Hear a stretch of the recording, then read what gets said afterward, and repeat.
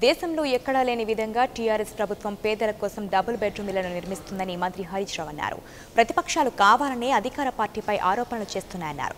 TRS ప్రభుత్వం కేసులన్నింటినీ నీరుగారుస్తుందని విమర్శలు చేయడం సరికాదని, ఏ విషయంలోనైనా తప్పు చేసిన వారిని వదిలిపెట్టే ప్రసక్తి లేదని అంటున్న మంత్రి హరీష్ రావుతో మా ప్రతినిధి శివతేజ ఫేస్ టు ఫేస్. రాష్ట్ర ప్రభుత్వం ఎంతో ప్రతిష్టాత్మకంగా చేపట్టినటువంటి డబుల్ బెడ్రూమ్ ఇళ్లకు ఈరోజు చిన్నకోడూరు మండలంలో సామూహిక శంకుస్థాపనలు కూడా మంత్రి హరీష్ రావు చేస్తున్నారు. ప్రస్తుతం హరీష్ రావు గారు మనతో ఉన్నారు. సార్ చెప్పండి, ఓవరాల్గా ఈరోజు ఈ గృహప్రవేశాలు మీకు ఏ విధంగా? ముఖ్యంగా డబుల్ బెడ్రూమ్ ఇళ్ల నిర్మాణం పేదలు ఆత్మగౌరవంతో బతకాలన్నది ముఖ్యమంత్రి గారి ఆశయం. దాంతో భాగంగా మా నియోజకవర్గంలో చిన్నకోడూరు మండలం మందపల్లి గ్రామంలో ఈ పిట్టలవాడలో గత 60 సంవత్సరాల నుంచి గుడిసెల్లో ఉండే ఈ పిట్టలవాడలో పిట్టలు దొరకబట్టి అమ్ముకొని బతికేటువంటి ఈ పేదవారికి ఈరోజు కట్టి సామూహిక గృహప్రవేశం చేస్తూ ఉన్నాం. ముఖ్యంగా సిద్దిపేట జిల్లాలోని దుబ్బాక, హుస్నాబాదు, చేర్యాల, మానకొండూరు, గజ్వేలు, సిద్దిపేట అన్ని నియోజకవర్గాల్లో కూడా ఈ ఇళ్ల నిర్మాణం జరుగుతూ ఉంది. జిల్లా కలెక్టర్ గారు బాగా శ్రద్ధ చూపించి గ్రామాన ప్రారంభం చేస్తున్నాం. ఇప్పటి నుంచి దసరా దాకా వచ్చే 2-3 మాసాల్లో ప్రతి 10 రోజులకు ఒక గ్రామంలో ఈ గృహప్రవేశాలు జరిగే విధంగా ప్రయత్నం చేస్తున్నాం. ఖమ్మం జిల్లా మొదటి స్థానంలో డబుల్ బెడ్రూమ్ ఇళ్ల నిర్మాణంలో ముందుకు పోతా ఉంది. మేము సిద్దిపేట జిల్లా కూడా దీన్ని ముందు వైపు తీసుకుపోయే దిశగా మా ప్రయత్నం కొనసాగుతూ ఉంది. అదేవిధంగా పట్టణ ప్రాంతాల్లో Siddipet municipality, Dubbaka municipality, Gajwel municipality, Husnabad మున్సిపాలిటీలో కూడా పెద్ద ఎత్తున ఇళ్ల నిర్మాణాన్ని చేపడతా ఉన్నాం. ఓవైపు అభివృద్ధి పథంలో టీఆర్ఎస్ ప్రభుత్వం దూసుకుపోతున్నప్పుడు కూడా కొంతమంది ప్రతిపక్ష పార్టీలు కావాలని చెప్పి టీఆర్ఎస్ ప్రభుత్వం ఆరోపణలు కూడా చేస్తుంది.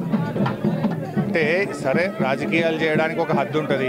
దేశంలో ఎవరన్నా ఇట్లా డబుల్ బెడ్రూమ్ ఇల్లు పేదలకు కట్టాలని ఎవరన్నా ఆలోచించారా? మొదటిసారి గౌరవ ముఖ్యమంత్రి కేసీఆర్ గారు ఇంత మంచి కార్యక్రమాన్ని చేపట్టినారు.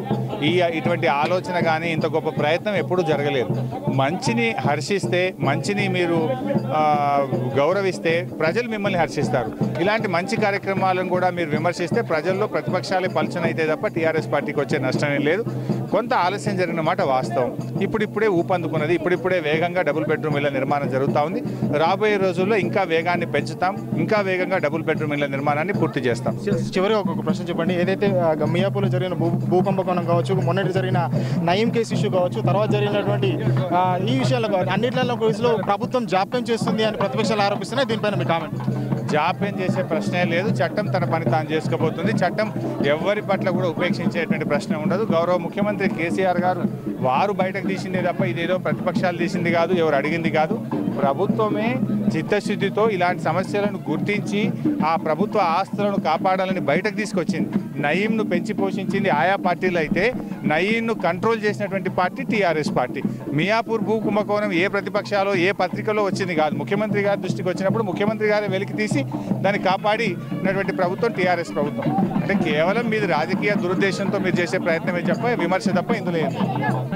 ఓవరాల్గా ఇది హరీష్ గారు చెప్తున్నటువంటి విషయం. ఏదైతే భూ కుంభకోణం విషయం కావచ్చు, డ్రగ్స్ విషయం కావచ్చు, నయీం కేసు సంబంధించిన విషయాలు కావచ్చు, ఇవన్నీ కూడా ఆ ప్రభుత్వం దృష్టి సారించి వెలికి తీసిన విషయాలే కానీ ప్రతిపక్షాలు కావాలని చెప్పి విమర్శలు చేసే ప్రయత్నం చేస్తుంది టీఆర్ఎస్ ప్రభుత్వం తీవ్ర స్థాయిలో మండిపడుతున్నారు. ఏదైతే డబుల్ బెడ్రూమ్ ఇళ్లకు సంబంధించి కూడా సిద్దిపేట నియోజకవర్గంలో అభివృద్ధి జరుగుతుంది. అలాగే అన్ని నియోజకవర్గాల్లో కూడా ఈ విధంగా డబుల్ బెడ్రూమ్ ఇల్లు నిర్మిస్తాము. ఇల్లు లేని నిరుపేదలకు ఖచ్చితంగా టీఆర్ఎస్ ప్రభుత్వం ఇళ్లను కట్టిస్తుందని చెప్తున్నారు. కెమెరా పర్సన్ నవీన్తో శివతేజ, 99 టీవీ, సిద్దిపేట.